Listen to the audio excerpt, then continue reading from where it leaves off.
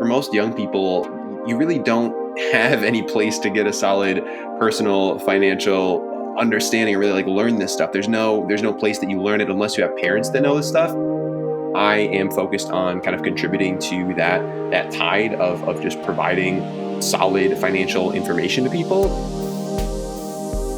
You're listening to Ecomonics, a Debutify podcast, your resource for one-of-a-kind insights into the world of e-commerce and business in the modern age. This is Joseph. I'll be presenting a wealth of industry knowledge from interviews with successful business people and our own state-of-the-art research. Your time is valuable, so let's go.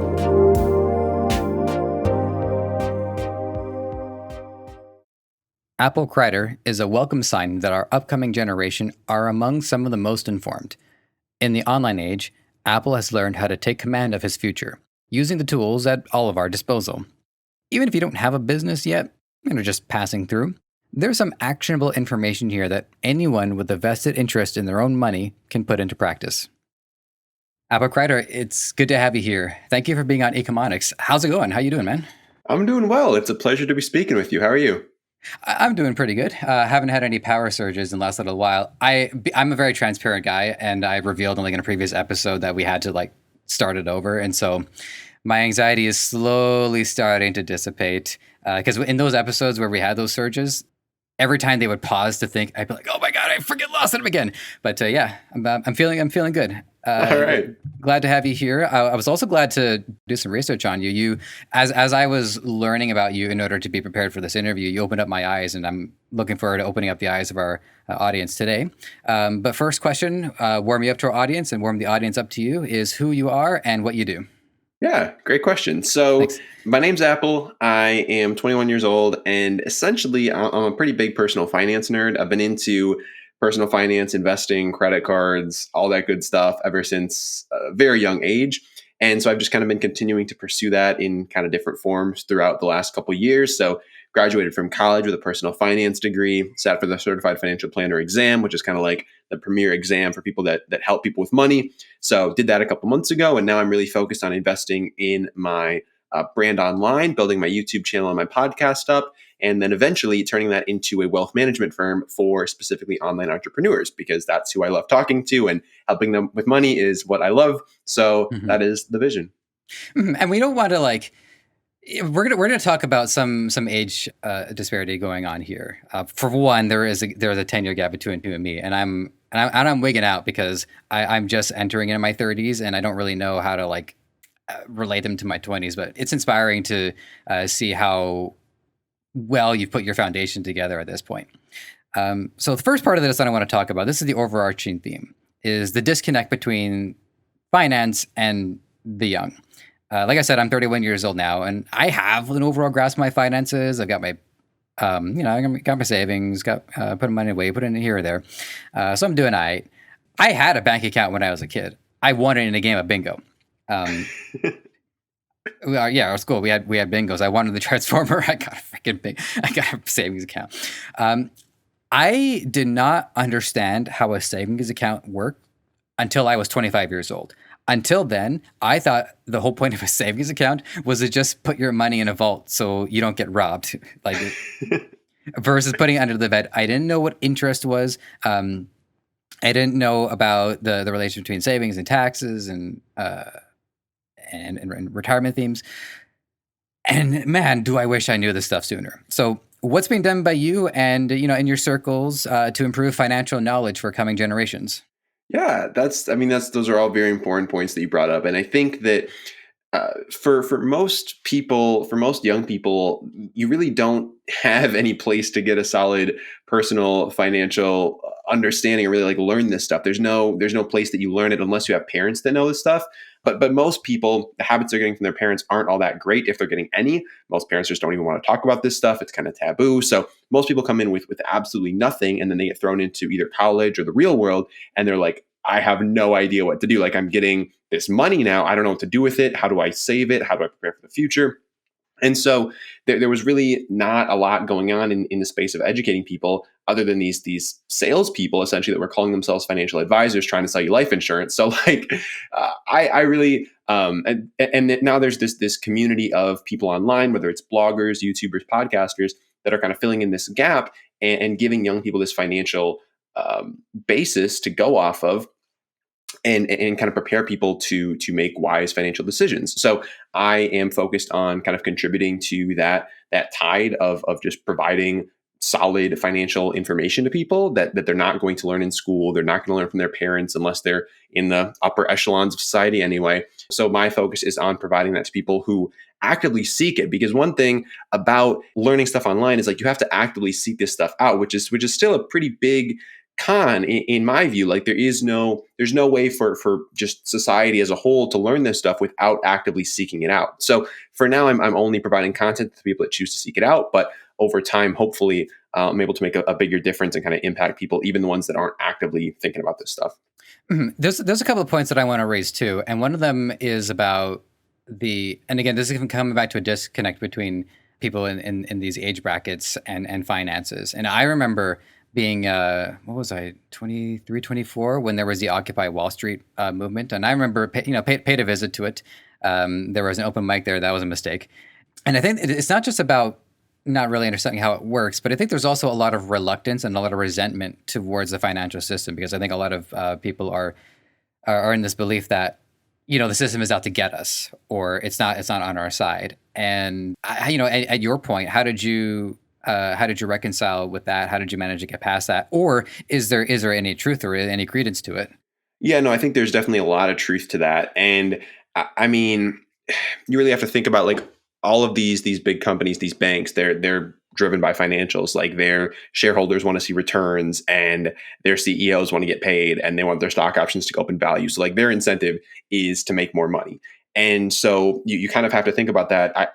In any interaction that you're going into with any company, with any individual, you have to think about where their incentives are at. So when you're going into these relationships with banks, like you have to realize like their business model is to turn you into dollar signs. So you have to keep that stuff in mind. But at the same time, there's this balance between you have to make smart financial decisions for yourself, and then you have to balance your social conscience of like, am I just feeding this machine that's just like tearing society apart? So like it's tough, and like there's no right answer, like it really comes down to each individual, like what kind of things are you willing to support. But I think realizing that we do get to like vote with our dollars per se, and like really decide like, okay, I'm putting my money with this institution, I might get a lower return on that money, but at the same time it's for a cause that I support. So as investors, as individuals, we have to think about these and make these decisions.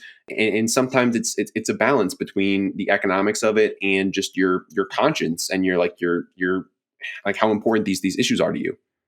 And I've touched on this theme before about greed and ethics and trying to be a compassionate hero in dark times. And it's not just money. It really happens all over. It's the idea of buying an iPhone, knowing the manufacturing that goes into it. It's no secret. Everybody knows it, because and plenty of people buy it. I mean, I don't have an iPhone. I have a Samsung, but I don't think the Samsung manufacturing is that far off.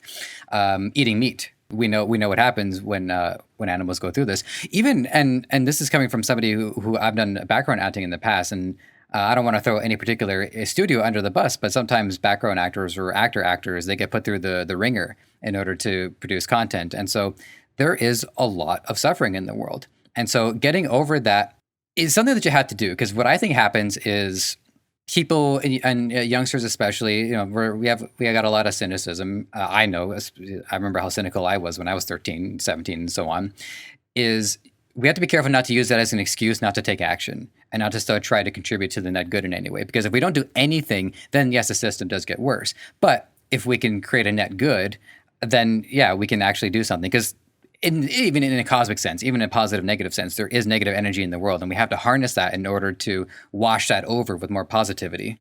Yeah, I totally agree. And I think just like having the information is in my opinion always going to make people better off. Like it's never going to make you worse off to know more about the situation, I think. And so if I can provide this information to people and they can choose to do what they want with it, like I'm not trying to tell people how to live their lives, but at the same time it's like if you understand how this system works and kind of the options you have available to you, then you can make an educated decision. Whereas if you don't have this information, you're just kind of going in blind. You don't really know, like, is this a good decision? Is this a bad decision? What is this influencing? So that's kind of where I'm aiming to kind of fit in. Mhm. So one of the things that you touched on earlier on is that for now, a lot of this is people are seeking you out, Mhm. and you're not really getting the opportunity to reach out to them. Do you have any plans, any blueprints as to how you want to maybe get to make your way into the Twitch crowd, or anything that you want to do with your brand to try to make your way into that? Because you do have a lot of advantages. I think you do have a lot of that youth appeal, and I'd like to see you pull it off. Yeah, well, I mean, I've thought about getting more involved with TikTok because that's where a lot of young people are and there are some like financial influencers in the TikTok space that are doing really really well for themselves. So, I think there's a lot of potential there to reach a whole new audience of people that wouldn't ordinarily go on YouTube and type in like how do I improve my credit score, because that's like the crowd that I'm catering to right now is those types of people. But on TikTok, you're just kind of scrolling through your feed and like, oh, maybe you get a video about how to set up a savings account and you're like, oh, this is actually kind of something I've been thinking about. So that's probably the next move for me, to start getting in front of a different crowd of people. I don't know much about like Twitch or live streaming and whatnot, so I think TikTok is probably the next logical step. That makes sense. I mean, one idea that just popped into my head, and consider it a pitch that you're free to throw in the trash, but I think always starting with the results is probably the best way to appeal to somebody. So, do you want to retire at this age? Do you want to live this lifestyle? Do you want to take care of yourself in the future? I think if you start with the results in the same way some stories they start with like the climactic moment and then freeze frame. I bet you're wondering how we got to this point, and then it goes back to the beginning, and then okay, well I know where this is going, but now I'm invested in the journey. Yeah, no, I totally agree, and I think a lot of times like that gets played too far in the personal finance and entrepreneurship space because there's a lot of people trying to sell pipe dreams out there, and I think that's where a lot of people get a sour taste in their mouth if they don't have a lot of experience or exposure to the whole personal finance space, and then they get some of these like ads thrown at them on social media. They click through, they end up spending a couple $100 on this thing that turns out to be a complete scam, and so like that kind of stuff really puts a sour taste in my mouth. So I think there's a lot of that going on, and so it's always a balancing act to try to That's stay fair. away from that, but still get people's attention. Yeah, well, you should. You should. I have my personal YouTube account, and then I have a YouTube account for all of the different e-commerce people that I've researched. You should see my algorithm whenever I go to ad. It's always people are getting out of their Ferraris left, right, and center. Yeah. Yeah. All right. So I do want to know a little bit about your background, because I just want to know like what drew you into financial study in the first place. How did you know early on how financials would impact your life? Like where was that kernel of curiosity? Yeah, no, that's a great question. So I'm not exactly sure. Like I've been thinking about this a lot, and for me, I mean, I know it started when I was probably about 8 years old. I would be very conscious of how my parents interacted with money, both in how they used it, but then also how they talked about it and how they just communicated around money. So whether my mom and I were at the store and she would remark that something was cheap or expensive or not worth it, and like these things really stuck with me and really got me thinking. Like, well, how does money play a role in my life, and like how do I control it? How does it control me? And like these questions kind of just started turning the ball. And then like with my peers, once we started making some spending money, like how my peers would interact with money and how I would interact with money, and just like those things just kind of really, really, really captivated me. And then at about 12 years old, I got my first job. My uncle owns a campground, and so I would work there in the summers, basically just sit behind the cash register and stuff. And so that really, once I had like an income stream and I was making money, like that started a whole nother train of thought. So all of that kind of conspired to me getting to college and deciding like I want to study this and I want to really learn about how to help people with money stuff, because like it was clear to me very early on that like money plays a very integral part of our lives, whether we want to admit it or not. Like some people will very strongly deny the fact that money plays any kind of role in their life, but in reality, like whether we like to admit it or not, like there is a role that money is going to play in our lives. And if we have more knowledge about how to effectively use money and how to make it work for us rather than us working for it, like I think that's a good thing in the world as a net as a whole. So I realized that, and then from there went to school, started studying finance, and started my YouTube channel as well, where I would just like make videos about the stuff that I was doing. So like whenever I got a new credit card, I would make a video about it. When I made a new investment, I would make a video about it, and just kind of to share with people like, yo, this is what I'm doing. Feel free to like do something similar if you want to, or if you think this is a terrible idea, let me know. And so it was just a way for me to kind of have a creative outlet, but at the same time, just talk about stuff that I really cared about and share this information with other young people that weren't necessarily getting it elsewhere. So that's kind of where it started. It was really just in my tendency to observe, which I really have a very strong tendency to observe things and people and how the world works around me. So it all really stemmed from that. Mm-hmm. Hearing your story, it just reminded me of like what are some of the imprints that money had on me when I was a kid. And one of the ones that stuck out to me is, I was a big fan of Toy Story growing up, and the Toy Story PC game came out, and I had money from like my communion or something, and I remember this was the first time I understood what taxes were, but I understood it in a very rudimentary sense, where the game was like, I don't know, $50, and I had $70 on me, and so I buy it, and I give him the 50, and he says, "Oh no, it's not enough. You have to give the other money." Wait a minute, I have to give more money. And then the other part that imprinted on me too, and I don't remember any specific. I don't remember the exact specific moment this happened, but I think every kid at some point asks, why can't we just make the money ourselves? And and the parent always says, well, you can't just print money like that. That's not how it works. And now, as much more wizened than I am, that is exactly how it works. Now that we've moved on to fiat currency, okay, that is all we do is printing money. Have you seen the deficit? Yeah, Once upon a time we had the gold standard. We're not doing that anymore. No, no, you're not allowed to print money, but somebody is. Yeah, exactly.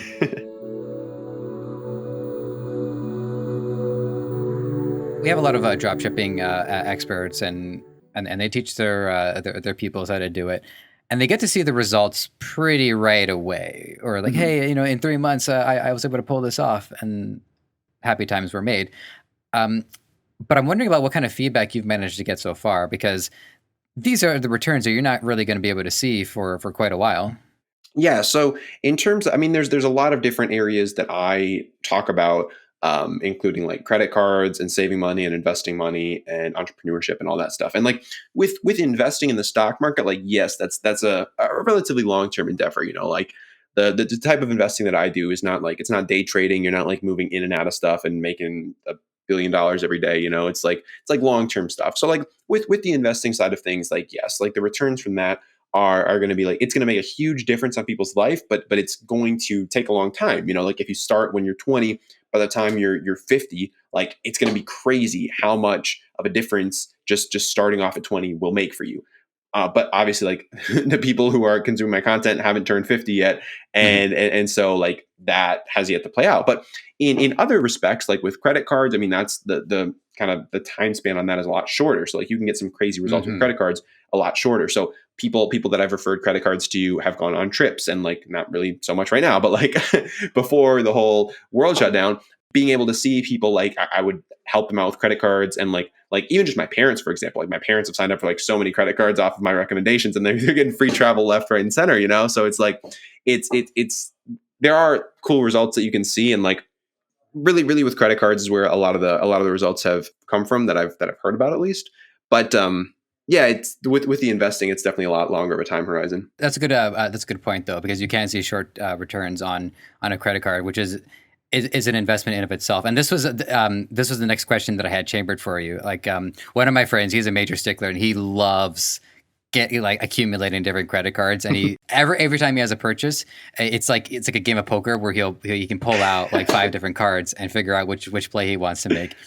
So this question is for my boy Josh. Tell us about the value you have been able to extract from credit cards. And you've mentioned it so far, so you already kind of like semi-answered the question, but I'd love to hear more about this. Yeah, no, I love talking about this stuff, so I'll talk all day long. But for me, credit cards, there's the short term benefits and there's the long term benefits, and the long term benefits, in my view, are like way higher than the short term benefits. But the short term benefits are a lot more like flashy and cool and fun. So we'll start with the short term. So short term, it's free travel. So I've accumulated somewhere between $5,000 and $10,000 worth of free travel from credit cards in the last like 2 years, which is like kind of bananas, like to just be able to pick up and like go wherever I want. Like I went to Southeast Asia for like 2-3 months at the beginning of 2020. and that was off free travel. I spent like $20 on my plane ticket, maybe, and the rest was all points. And then I didn't really spend much money while I was there because I just had points to spend on everything. So like, it's crazy when you start accumulating these credit card points, and it's dangerous too. So I I like to kind of preface anytime I talk about credit cards by just like letting people know, like, it's really easy to get messed up with credit cards. Like the average American carries $6,000 in credit card debt at like a 20% interest rate. That's like hundreds of dollars a year that's going straight to the bank, just for the privilege of buying your iPhone early, you know? So like, if you're using credit cards in that respect, I would firmly advise you to go check out Dave Ramsey. He'll tell you all about why credit cards are evil and why you should cut them up. So if that's the camp you're in, I wouldn't mess with credit cards. But if you are in a place where you have money to meet your basic everyday expenses and you are looking for a way to start gaining some free travel from the money that you're already spending, that's where I think credit cards can come into play. And I think you have to be very responsible with these things, because if you carry a balance on them, if you don't pay them off in full every single month, that's when the banks win, you know. But if you pay them off in full every single month, that's when you can win, because that's when you can start accumulating these points and these miles and travel places for free. So that's the short-term side of things. It's like you get the cards, you put your normal spending on them, you pay them off, and you accumulate thousands of dollars in free travel. So that's the short term. Long term, though, that's where like you get the most bang for your buck. And like, when I'm thinking about long term, it's about building your credit score and then using your credit score to do cool things. So in the future, I definitely want to buy property and own real estate, whether it's like a house for myself, or maybe it's a multifamily unit, or maybe it's whatever, some kind of real estate, you know, like Mhm. it's something that I want to do with my life. And so when you have a higher credit score, you get a lower interest rate on your loans. And the average American pays about $280,000 in mortgage interest throughout their life, which is a crazy number. Like most people hear 200, that's over $250,000 that you're paying just to the bank, just for the privilege of borrowing money to buy a piece of property, which is probably going to be your primary residence. So that's absolutely mind-boggling. And so having a higher credit score will lower your interest rate and dramatically lower that $280,000 to something that might sound a lot more reasonable. So that's kind of the big benefit that I see, and that's how building your credit early on can save you like over 100 grand throughout the course of your life, which is crazy, you know, like 100 grand. That's a lot of money for a lot of people. So if you could really establish that credit early on, that's where you're going to see the most bang for your buck, especially if you do want to buy real estate or borrow money from people. Like having a high credit score is a very important thing. And so if you can start that early on, because a lot of having a good credit score is starting early on and just like having a solid history for years and years and years. And so, I mean, the earlier you start, the earlier you get that history built up. So that's the main thing that I would say. And like, I think most people would do well to just sign up for a very small credit card, you know, just apply for one from your local credit union, your local bank, whatever. Put like your groceries on it every single month, pay it off in full, and just start building up that credit score, you know, because over time it's going to be very useful to you, even if you don't really need it right now. And you're going to thank yourself for it probably in the long run. But if you're getting into debt, then I would say get rid of the credit card, chop it up, get rid of it, and just don't even mess with it. Yeah, exactly. So this is great because it touches on, you know, the purpose of credit in the first place, and you know we opined earlier about the about fiat currency and deficit. So you raise a lot of good points there, and my personal interpretation of credit and, you know, even the deficit, which we joked about earlier, is that it's all a trust based system. Is the premium is, I know I'm going to pay this off, but I want it, or in some people's cases they need it sooner. And that's how I've always managed to make peace with fiat currency and the way it spends, because fiat currency is, well, it's just as it's an energy based thing. If people put an energy into the economy and it motivates people to continue. Bitcoin is the same thing. People can check out my Bitcoin episode from earlier. And so the federal government, and it's not just the US, by the way, any fiat backed currency does this, is it continues to take a loan out on its future productivity because it knows that it's going to be able to do that. And maybe their fingers are crossed behind their back that they're going to invent some sort of quantum energy technology that will allow them to just kind of like surge past all of this. So in a bizarre way, I'm just like, you know what, just write out the debt. I don't care anymore. Just do it. But me, I'm pro credit cards. I signed up for my first credit card because I wanted to subscribe to World of Warcraft. No other way to get on that freaking game. Or, you know, I could have bought the time cards, but it's okay. I just wanted to get the credit card. And yeah, and I've been using it ever since. And I have a points-based system. I put all my transactions onto the one card. I get my points, and then I'm building up credit for Great Wolf Lodge, which for those of you who don't know is a getaway / water park, just to go on like a vacation because I love water parks. But I am blown away at how much return you got out of your credit card in order to travel, because travel ain't cheap. So like, what was the transactional history? Like, did you buy a tank? Like, how did you manage to to afford that based on what I would assume is a fairly responsible spending pattern of yours? Yeah, so no heavy machinery required.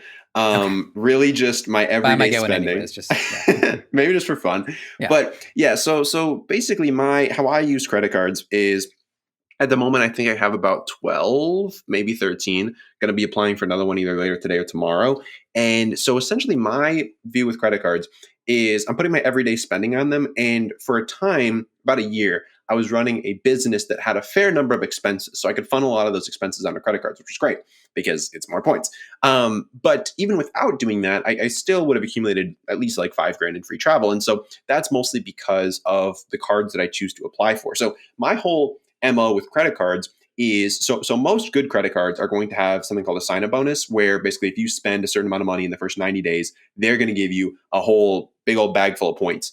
And so if you can maximize on those, that's where the most bang for your buck is going to be. Because other than that, it's like you're getting 2% here and 3% there. And like that adds up over time. But like that's nothing compared to like getting a huge batch of like 50,000 points, which is worth like $500 potentially. So that's where you're going to get the most bang for your buck. And so what I'll do is I'll scope out different credit cards. I'll figure out, okay, on an average month, how much am I spending? Okay. And say it's for example, like say it's $1,000. Okay. So say in the average month I'm spending $1,000. I'm going to look for credit cards with sign up bonuses of $3,000 in 90 days or lower, because those ones I know I can meet with my normal spending.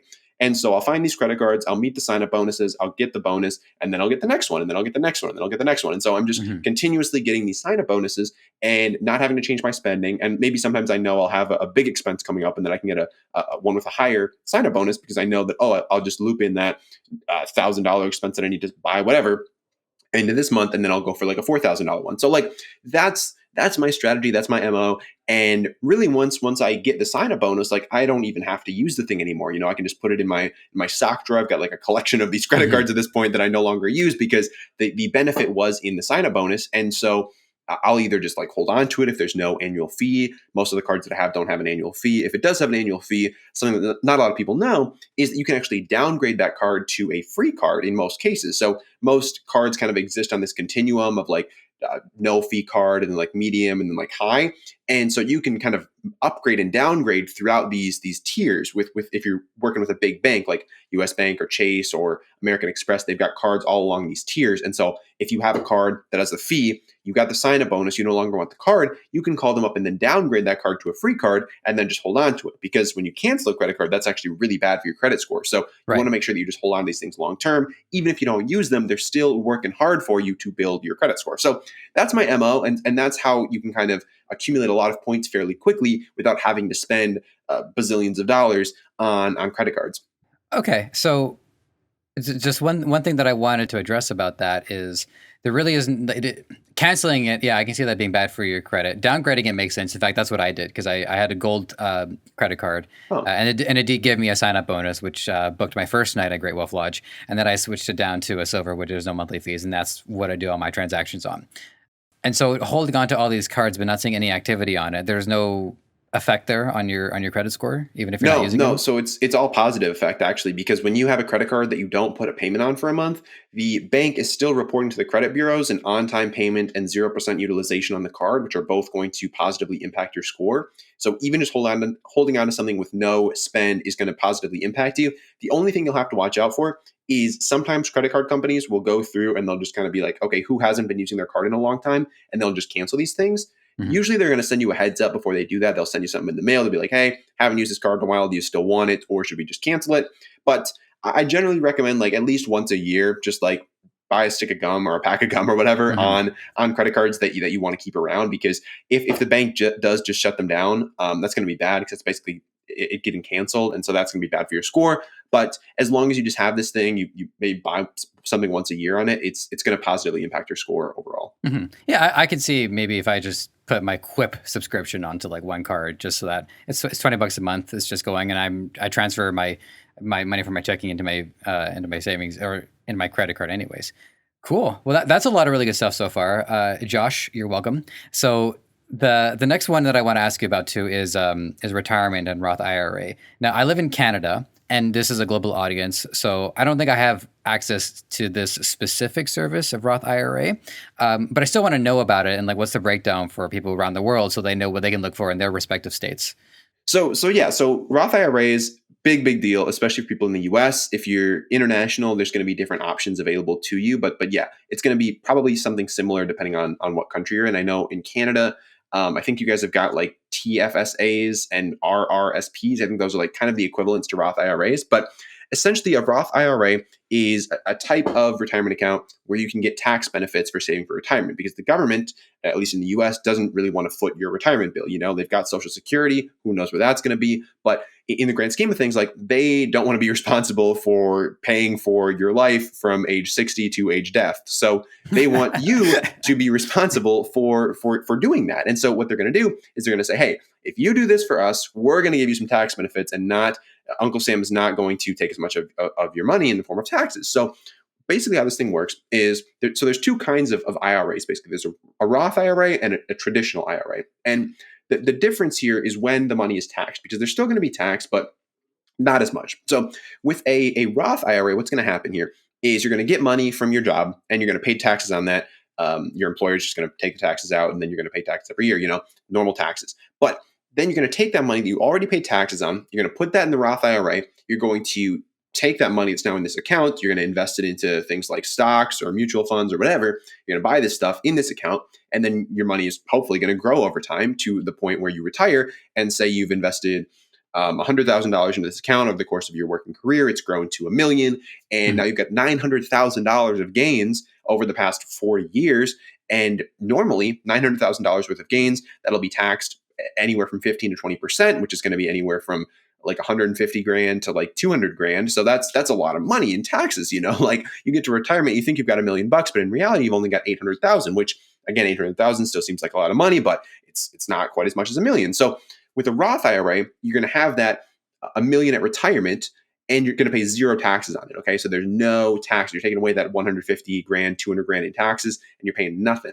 Okay. But that's only if you leave the money in the account until you retire. And in the US, they set the retirement age at 59 and a half, or who knows why. But once you turn 59 and a half, then you basically have access to this money. And there's also some additional ways that you can get access to it, whether you become disabled, you'll have access to the money, or there's a couple other ways to qualify for this. But a really important thing to keep in mind with the Roth IRA, big misconception a lot of people have, is that once you put money into the account, it's locked away. And that's not the case. Okay, you put money into the account, you can always take back the money that you put in. So if you put in $1,000 and it grows to $2,000, you can take that first $1,000 back whenever you want.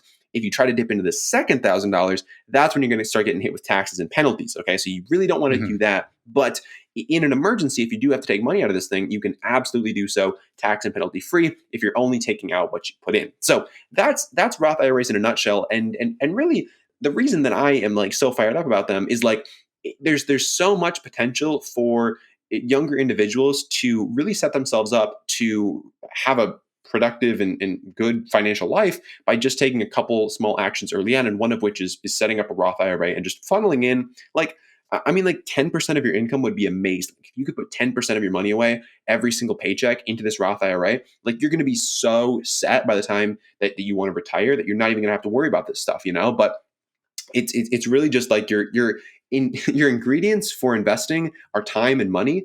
And so if you can maximize the amount of time that you're doing this, you don't have to put as much money away, and you can you can spend a lot more of your money today if you put a little bit of it away for tomorrow. So, my whole philosophy around money is like maximize today while still thinking a little bit about tomorrow, but like still like today is the moment and the moment is now. And like, you gotta optimize for that. But at the same time, if you don't think at all about the future, then eventually that's going to catch up to you.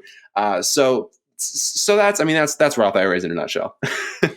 That's great. So one thing that came up while I was listening to this is, and I just want to clarify because maybe I didn't understand it.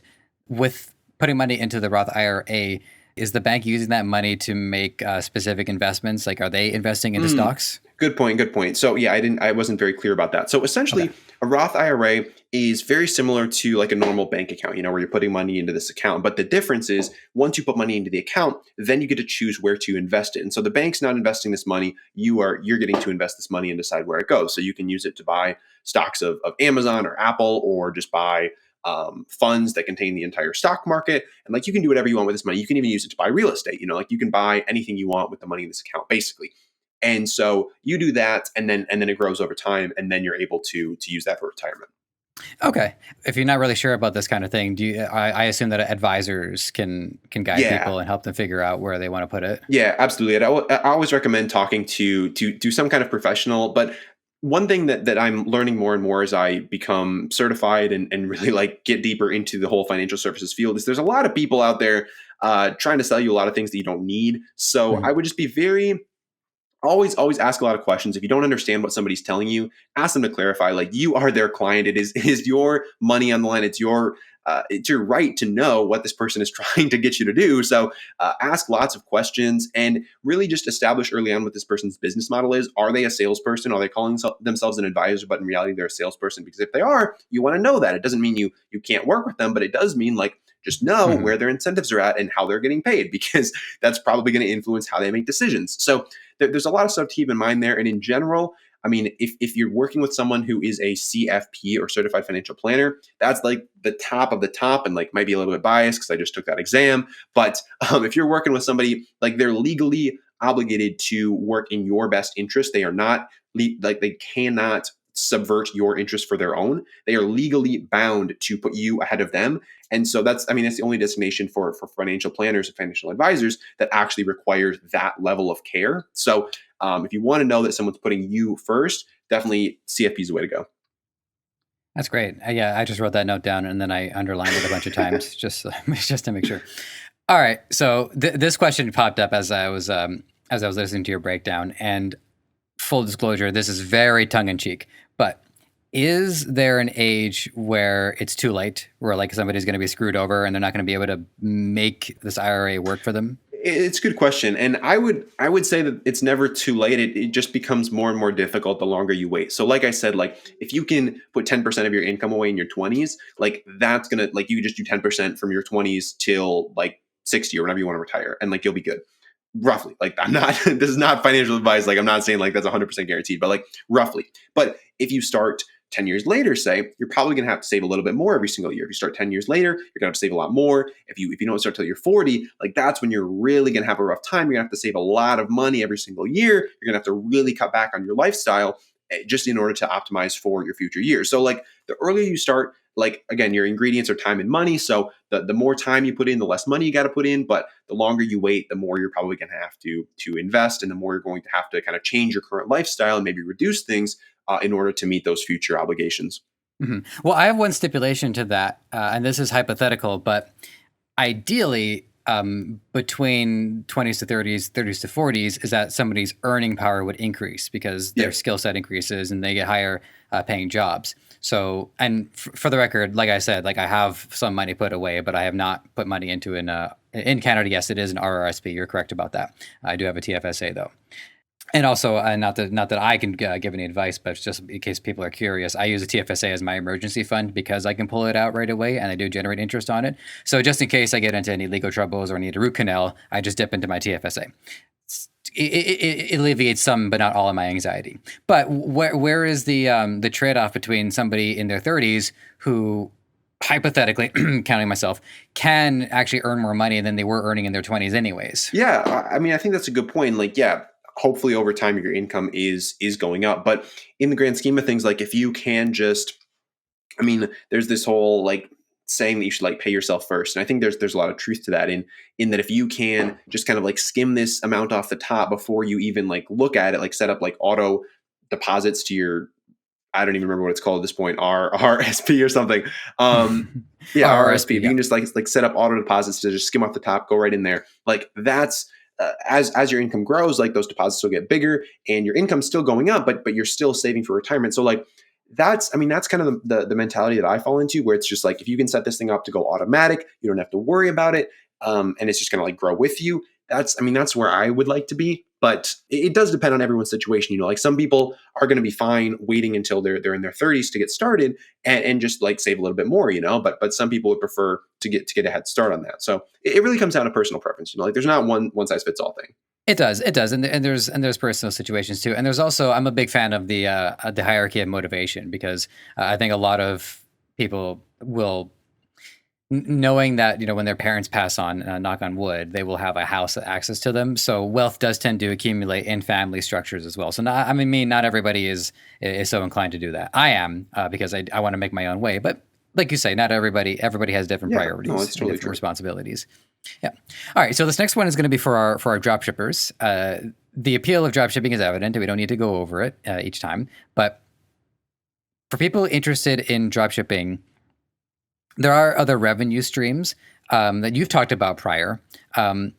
Bearing in mind that the main appeal of drop shipping is it's low cost and it's low investment, because they don't have to buy it themselves. They don't have to get a warehouse or anything like that.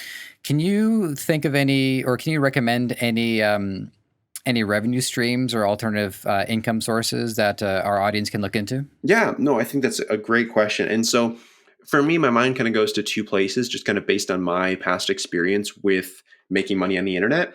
And so the first of which is to develop some kind of content that you're putting out at a consistent basis, whether it could be about drop shipping. That would be very easy. You just kind of like take videos of what you're doing and put them on the internet, or record a podcast, or make Instagram posts or TikToks or whatever. Like that's route number one. And so that can, once you have a social presence established, like you can monetize that in so many different ways, from affiliate marketing to sponsorships to any number of things, you can do with this attention once you have it. So that's route number one. And I'm sure everybody knows about that. They've thought about that. So I would say that's a good place to start first. But then the second place that I would think about going is in creating some kind of virtual kind of agency to supplement what you're doing. And basically by that, I'm not talking like running Facebook ads for local businesses, because I'm sure you've heard that 1,000 times. You've seen a million Facebook ads about that. So like, I'm not talking about that at all. But what I'm talking about is kind of putting together a team of people that can perform some kind of a task that is valuable. So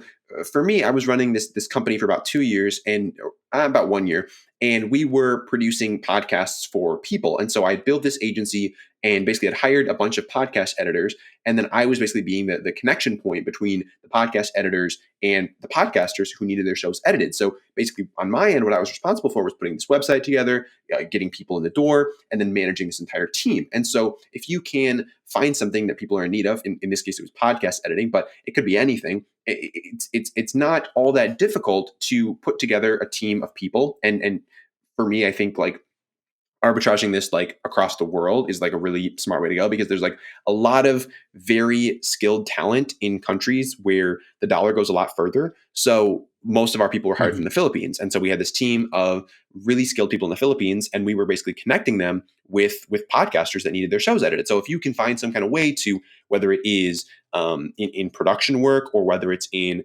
administrative work, or whether it's in whatever, like if you can put together some kind of like agency type model like that, it can be really profitable and not require all that much upfront capital, or just time to get this thing up and running. Those are great. And I looked, because I was looking into what you were doing. You did also mention too that your podcast was also a source of revenue. So full disclosure, our podcast here, I do kind of know the answers to these questions, because I've been in the podcast field, but I would love to hear in specific how you've maximized the returns on your podcast. Yeah, that's a great question. So my podcast was a lot more of a revenue stream for me about 2 years ago. So before the podcasting business, I was running like your run-of-the-mill like Facebook ads agency, where I was working with small businesses and people and running Facebook ads for them and whatever. And so basically what I was using my podcast for was to generate leads for that company. And how I would do that was, the main clients that I worked with weren't actually local businesses. They were online entrepreneurs who needed Facebook ads run for like their info products, or just to sell stuff online. And so I would interview those people on my podcast. And then after the interview, I would have a quick conversation with them and be like, hey, just so you know, this is what I do for money, is I run Facebook ads for people like you. And I would have built about an hour's worth of rapport with them. I would know a bit about what their issues are with their business. And so I could really craft a kind of soft pitch to them on like, hey, here's what I do. Do you have any interest? And if they said no, I could ask them if they knew anybody who might. And so that was really how I was mainly monetizing my podcast, was just by interviewing the people that I wanted to work with and then doing business with them. And so that worked for a while. And then after I kind of got out of that business because I didn't really like it that much, I wasn't really monetizing my show for a while, but now I'll do some sponsorships on there from time to time, which is pretty straightforward. I'm sure if people have listened to podcasts, they've heard podcast sponsorships, but now I'll do that. And like podcast sponsorships aren't generally as lucrative as like sourcing leads for your own business, because with your own business, you keep all the money. I mean, you can make a lot more money. Like with one deal for the business that I was running, it was like multiple thousands of dollars. So like that's a lot more profitable than making maybe a couple $100 per podcast episode by running an ad for whatever company on it. So in the grand scheme of things, like there's a lot of ways to do it, but if you can find a way to use it to generate leads or to sell products that you yourself create, that's where you're going to get the most margin, because there's nobody else involved and really it's just you and the consumer. So I look for ways you could do that, whether it's digital products, whether it is starting some kind of business, but that's where you're going to get the most bang for your buck. That's some great insight. And you reminded me that I also have to let our listeners know, have you guys heard of Raid Shadow Legends? It's this great mobile game. Actually, it's again because I love being transparent. We actually have, I guess I'm gonna have a soft pitch for you when our recording is up. Just like to interface with Debutify and like building a further relationship with it. So what Apple is saying here, we definitely do. So I totally back up that and then sponsors, feel free to reach out to us. The door is wide open. So we're at, I got to tell you, this episode has been flying by. We're already like 49 minutes in, not factoring the 2 minutes where, spillage. But that's crazy. This is I'm amazed at how well this has been flowing. There's some important questions that I want to get your opinion on because you're so well versed in this subject. And for those of you wondering about like the sensitivity of these questions, I pre-screened them first just to make sure.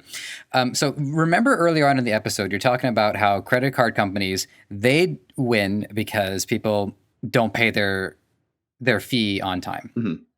And then they accumulate interest. And then we win because, we pay it on time and we have a deck of them. And somewhere in there, I wanted to do a joke about like, you activated my trap credit card, but I'm just gonna skip that.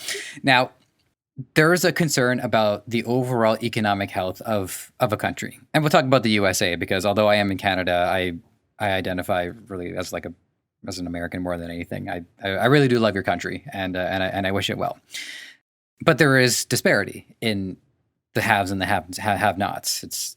And some people tell you, you just got to get through high school and get a job and you'll start being on your way. But is it possible that our economic health is always going to depend on winners and losers, or can we move towards a fair and equitable system where we do have like everybody can be financially healthy?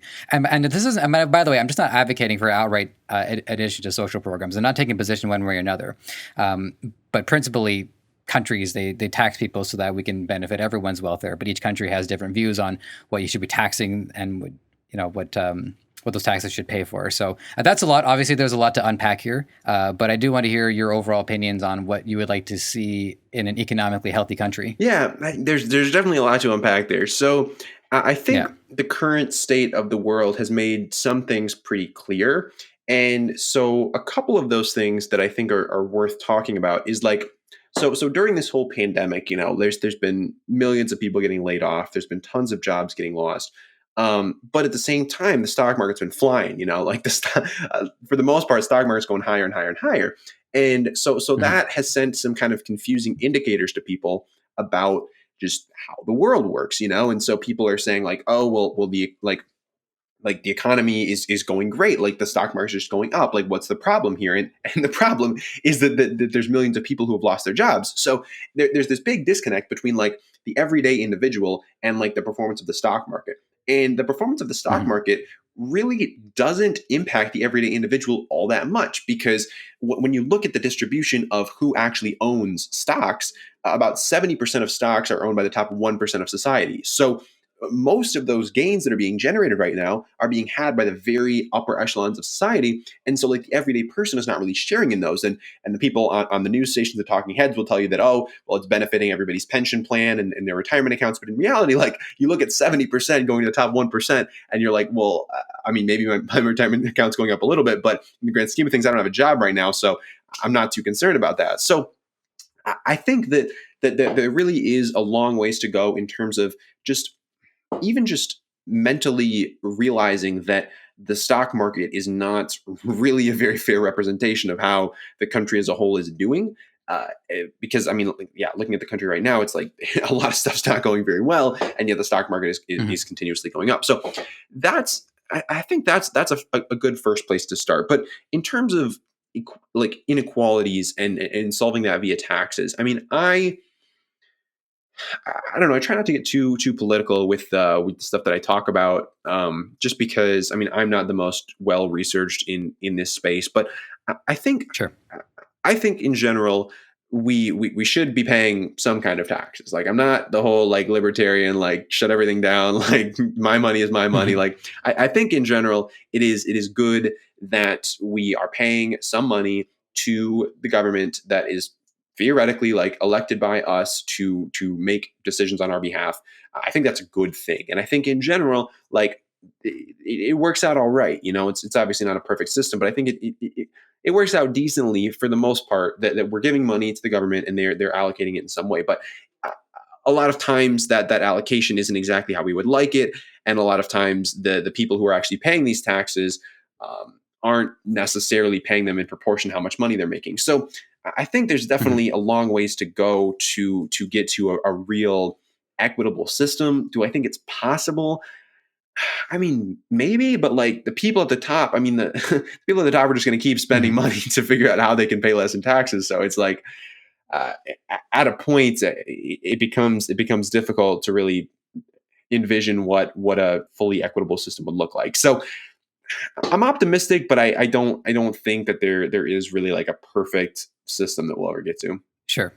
Okay, well, I do appreciate you weighing in on it, and I'm going to make 2 points. The first one is in regards to the stock market. Now, I'm not like pro 1% or anything like that, but what the disconnect that I would want to try to clear up is the difference between money going into a vacuum where it really is just hoarded Yeah, and it's not being reinvested and nothing is happening to it. That's what I would have an issue with. What I wouldn't have an issue with is a healthy stock market, because you want to think that people are putting money into these investments to better society in some way, to again contribute to the net good. They're investing in companies, maybe they're investing in globally, maybe it's not investing into an American company, but investing, it does have a history of yielding a lot of positives. It's people believing in other people's ability to make money, and we use the common language of profitability, so at least everybody is on the same page about it. So my issue is the idea that money just like disappears from the economy and it only appears in somebody's offshore bank account where it's just sitting there not doing anything. yeah, That I have a serious problem with. yeah. No, I'm totally The with you on second that. point that I yeah. Right on. The second point that I want to raise is my lawyer. She was telling me about this thing that was going on in the law practice, where they had to do this thing called a statement of principles, where they would have like I don't know, like a chart on the back of their office about like what are the principles, and there's pushback between this. And she said I probably would support the pushback because of my libertarian views, and if my theory is that my lawyer thinks I'm libertarian, I'm not going to fight her on it. But being in Canada, there is a pretty clear difference between tax money being used for important programs like our military, police, courts, and healthcare. I'm not like anti-state healthcare. I think it's important that if I dial 911, I shouldn't have to like worry about a bill coming in or something like that. So there should be some assistance from the state there.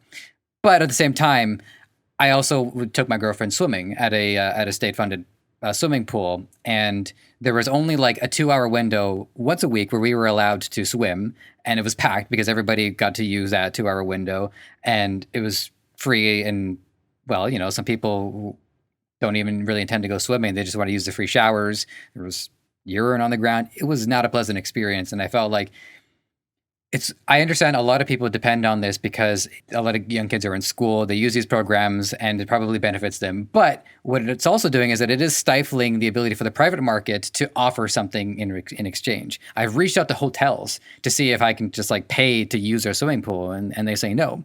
And so I do have an issue with the taxes being used on stuff that actually makes it harder for other businesses to operate. Yeah, no, I agree. I think that there is a point where you're crowding out private enterprise to create solutions to problems that exist. And so, I mean, it's a tough balancing act, man. I don't really envy many of these politicians who are making these decisions on an everyday basis. You know, like I would not want to be in that position myself, and I realize there's a lot going on there that I'm not privy to. But uh, I don't know. It's not a perfect system. There's a lot of things that could be improved.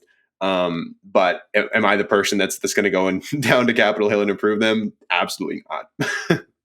Yeah, yeah, that's fair. Well, I hope people would take away a little bit of this and just use it as an opportunity to think about their own views. Because, and by the way, this is like a thing where you'll see like a celebrity weighing in on politics on Twitter or something like that, and you say, "Well, hey, you're an actor, don't weigh in." No, no, no, no. Everybody gets to weigh in because the last thing you want is a system where the only people talking are Yeah. politicians.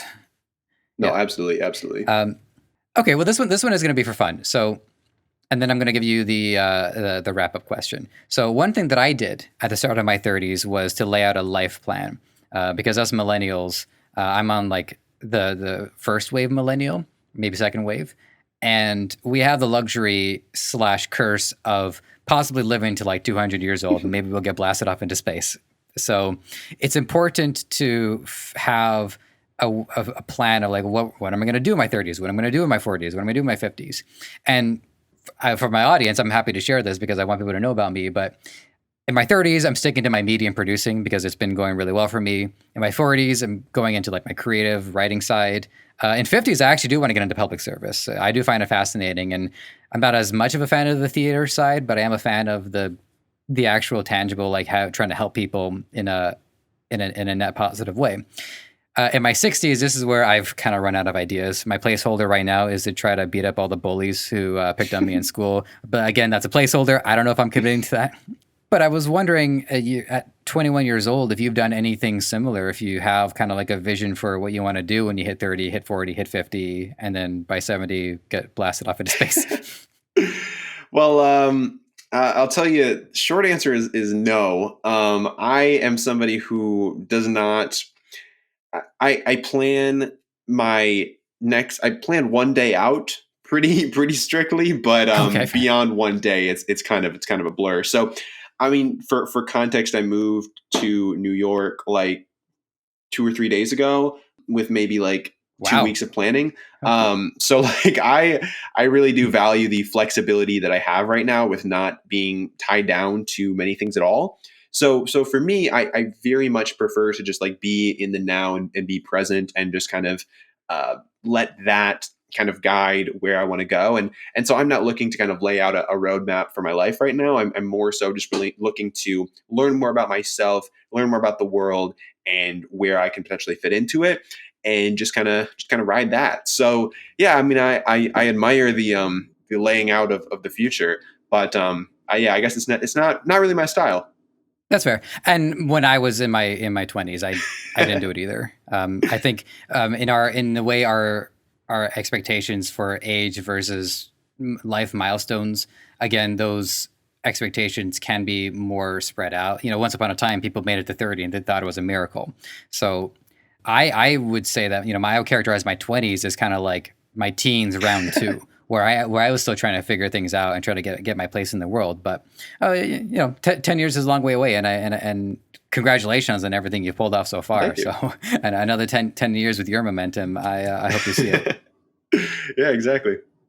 Awesome. So we're gonna get you out of here. If you have any parting words of wisdom, not that you haven't supplied plenty already, but if there's anything else you want to leave with the audience, I give the floor to you once more, and also let the audience know how they can reach Sure. out to you because they Yeah, should. no, I think the main thing that I want to leave people with is just like take a couple breaths and just be present for a few moments. I'm a big proponent of just like being in the moment. I think it's very easy to get caught up in life and plans and just like all this stuff that just gets you living for the future. So I think you can just take a couple moments and just like be for a bit. I mean, I think that would be a good use of time. So that's what I got for that. And then in terms of following up, I guess just search for Apple Crider anywhere you want to.